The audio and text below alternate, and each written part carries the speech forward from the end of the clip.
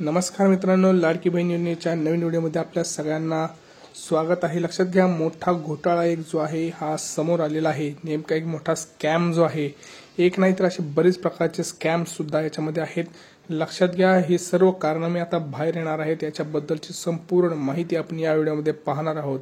तसेच यामध्ये काही जणांनी पैसे लाटण्याचा प्रकार सुद्धा उघड झाल्यानंतर सरकारने एक मोठा निर्णय सुद्धा घेतलेला आहे। याचा सुद्धा आपण पाहणार आहोत। आता तुम्हाला माहिती आहे मित्रांनो, सध्या लाडकी बहीण योजनेचे पैसे यायला सुरुवात झालेली आहे। तर याच्यामध्ये खूप जणांनी स्कॅम सुद्धा केलेले आहेत। तर त्या स्कॅम बद्दल तुम्हाला कसं वाचायचं किंवा आता याच्यामध्ये काय काय झालंय नेमकं, याची सर्व वृत्त ह्या सगळ्यांची माहिती आपण या व्हिडिओमध्ये पाहणार आहोत।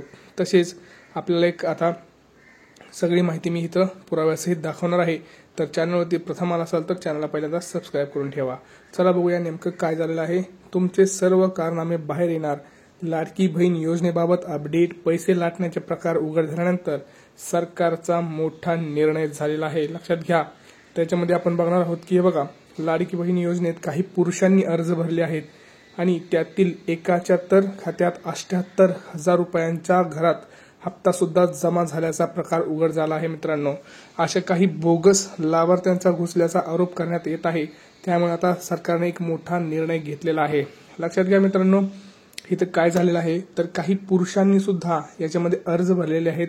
त्यामुळे काय झालंय, ज्या खऱ्याच महिला पात्र आहेत, ज्या खऱ्याच लाभार्थी आहेत, या योजनेपासून वंचित राहिल्या गेल्या आणि जे काही खोटे आहेत त्यांच्या घशामध्ये पैसे गेले। 78,000 रुपयांचा गफळा इथं मोठा झालेला आहे। लक्षात घ्या, आता याच्यामध्ये बघा पुढे काय होणार आहे। पुढे बघा, लाडकी बहीण योजनेतून काही पुरुषांनी अर्ज भरल्याचे वृत्त समोर आले। बोगस लाभार्थ्यांच्या योजनेत घुसखोरी केल्याचे सिद्ध झाले। लाडकी बहीण योजनेत पुरुषांनी अर्ज भरले आणि त्यामुळे एकाच्या ह्याच्यात तर 78,000 रुपये सुद्धा जमा झाले। आता त्यामुळे राज्य सरकार खरबडून जागे झाले। लक्षात घ्या, सरकारला हे मान्य नाही। कारण काय होतं, हे खरंच अशा जे काही घोटाळा होतात, जे स्कॅम होतात, याच्यामध्ये गोरगरिबांचं जे काही खरंच लाभार्थी आहे, ज्याला खरंच याची गरज आहे, असे लोक वंचित राहतात आणि हे कोणालाही मान्य नसणार आहे। त्यामुळे राज्य सरकारने अशा प्रकारांना आळा घालण्यासाठी आता कंबर कसली आहे। त्यामुळे ज्यांनी या योजनेसाठी काही कारनामे केले असतील तर ते उघड होण्याची शक्यता आहे। तर आता काय घेतला सरकारने मोठा निर्णय बघा। आता याच्यामध्ये ज्यांनी असे कारनामे केले आहेत, आता त्यांचे गुन्हे दाखल होणार आहेत, त्यांच्यावर गुन्हे दाखल होणार आहेत। लक्षात घ्या, त्यामुळे कोणी असे कारनामे केले आहेत त्यांनी स्वतः तो तुम्ही बघू शकता नेमकं काय होणार आहे पुढे। मुख्यमंत्री माझी लाडकी बहीण योजनेचे पैसे लाटण्याचा प्रकारला आळा घालण्यासाठी आता अर्जांची कडक तपासणी करण्यात येणार आहे। तर बोगस अर्ज आढळल्यास संबंधित गुन्हे दाखल करण्याचा इशाराही देण्यात आलेला आहे। लाडकी बहीण योजनेचे पैसे लाटण्याचा प्रकरणानंतर महिला व बालविकास विभाग आता खडबडून जागे झाले आहे। यापुढे अर्जांची सखोल छाननी करण्याची सूचना अधिकाऱ्यांना देण्यात आलेल्या आहेत। आपले जे काही महिला व बालविकास विभाग आहेत, श्री अदिती तटकरे मॅडम यांनी सुद्धा असे आदेश दिलेले आहेत की कोणी असं करत असेल तर त्यांच्यावरती कडक कारवाई केली जाईल। लक्षात घ्या, काय घडला होता प्रकार सांगतो तुम्हाला मी। अकोल्यामध्ये एका पुरुषाने काय केलं, एका पुरुषाने लाडकी बहीण योजनेअंतर्गत अर्ज केल्याचा प्रकार उघड झाला होता। अर्ज छाननी करताना हा प्रकार समोर आला। त्यानंतर हा अर्ज बाद करण्यात आला होता। लक्षात घ्या, त्यामुळं पण त्याहून मोठा कारनामा साताऱ्यातील एका व्यक्तीने केला होता।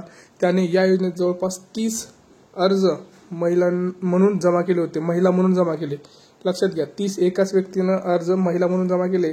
त्यासाठी त्यांनी महिलेच्या वेशात विविध छायाचित्र काढले। काही महिलांचे आधार कार्ड मिळवून त्या आधाराने त्यांनी या योजनेत 30 अर्ज दाखल केले। लक्षात घ्या, 30 अर्ज जरी म्हणलं तरी पहिल्याला माहिती आहे आपल्याला जुलै आणि ऑगस्टचे 3,000 रुपये, तर 30 × 30 म्हणलं तरी 90,000चा घोटाळा हा काही छोटा घोटाळा नाही आणि एकाच व्यक्तीने केला आहे। असं जसं असेल तर गोरगरिबांचं काय, जे खरंच लाभार्थी आहेत त्यांचं काय, अशा व्यक्तींवरती कडक कारवाई झाली पाहिजे, हे आपल्याला सगळ्यांना मान्य असणं गरजेचं आहे।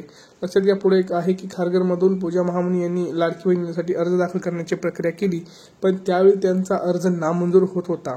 प्रशासनाने महामुनी यांना त्यांच्या नावावर योजनेचा हप्ता जमा झाल्याचं सुद्धा सांगितलं।